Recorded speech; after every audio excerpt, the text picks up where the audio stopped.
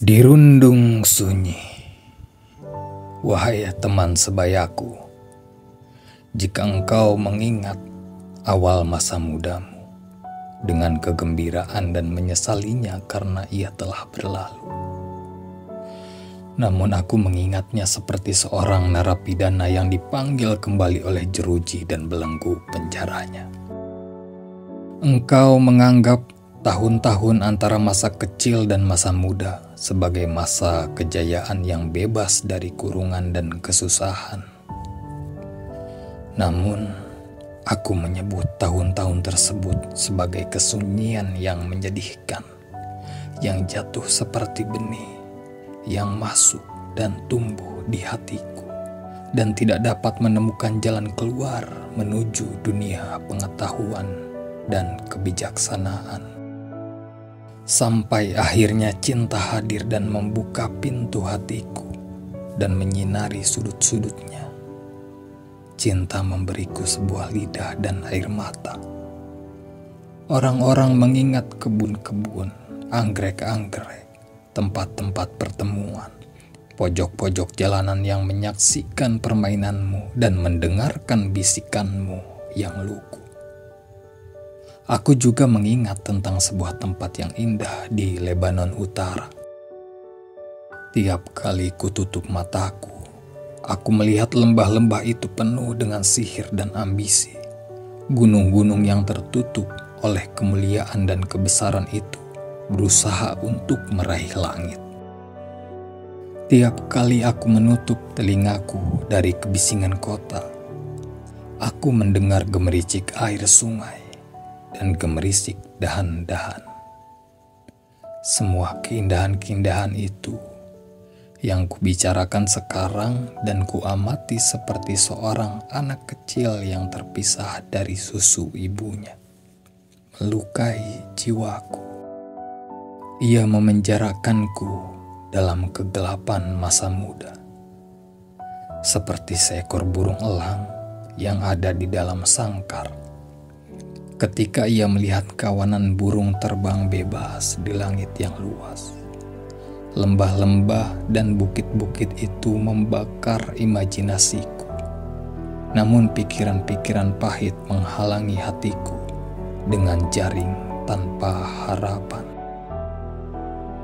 Tiap kali aku pergi ke ladang, tiap itu pula aku kembali dengan kecewa, tanpa mengerti apa yang memicu kekecewaanku.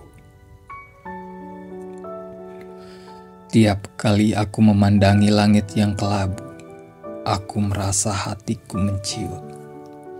Tiap kali aku mendengar nyanyian burung dan celoteh musim semi, aku terluka tanpa mengerti penyebab penderitaanku. Orang bilang bahwa pengalaman membuat seseorang kosong dan kekosongan membuatnya tanpa beban.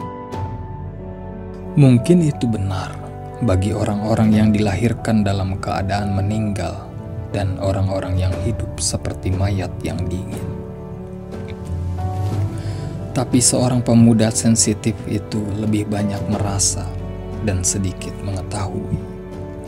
Ia merupakan makhluk paling sial yang ada di bawah matahari, karena ia dikoyak oleh dua kekuatan.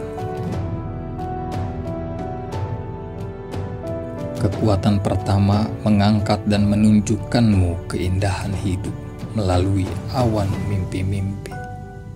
Sementara kekuatan kedua akan menjatuhkanmu ke dalam bumi, memenuhi matamu dengan debu, dan menyergapmu dengan ketakutan dan kegelapan. Kesunyian itu memiliki kelembutan dan tangan-tangan sutera. Namun dengan jari-jari yang kuat, ia menggenggam hati itu dan membuatnya sakit dengan kesepian. Kesunyian adalah teman kesepian, sebagaimana sahabat kegembiraan spiritual.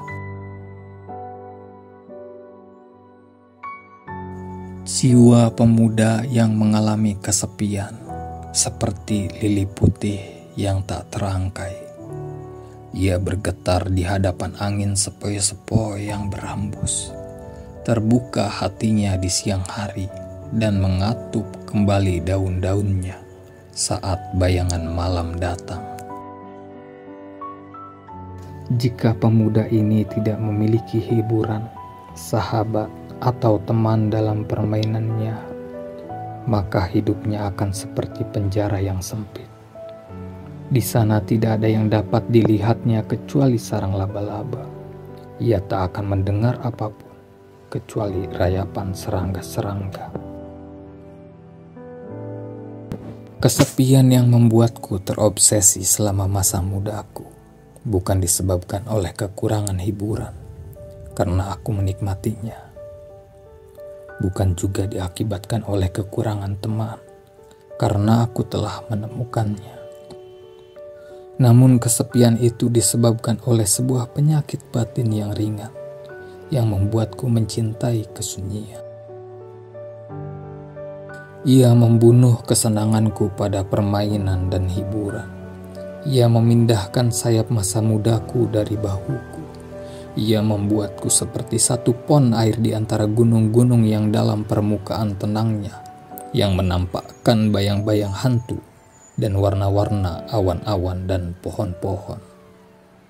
Namun aku tak bisa menemukan sebuah jalan keluar untuk menuju samudera. Itulah kehidupanku sebelum aku berusia 18 tahun. Tahun tersebut seperti puncak gunung dalam hidupku, karena ia membangunkan pengetahuan tentang diriku dan membuatku mengerti tentang perubahan manusia. Di tahun tersebut aku dilahirkan kembali. Dan jika seseorang tidak dilahirkan lagi, maka sisa hidupnya akan seperti lembaran kosong dalam buku kehidupan. Di tahun tersebut, aku melihat malaikat-malaikat surga memandangku melalui sepasang mata seorang perempuan cantik. Aku juga melihat setan-setan dari neraka mengamuk dalam hati seorang manusia jahat yang tidak melihat malaikat-malaikat dan setan-setan dalam kecantikan dan kebencian. Hidupnya akan jauh bergeser dari pengetahuan, dan semangatnya akan jauh dari kasih sayang.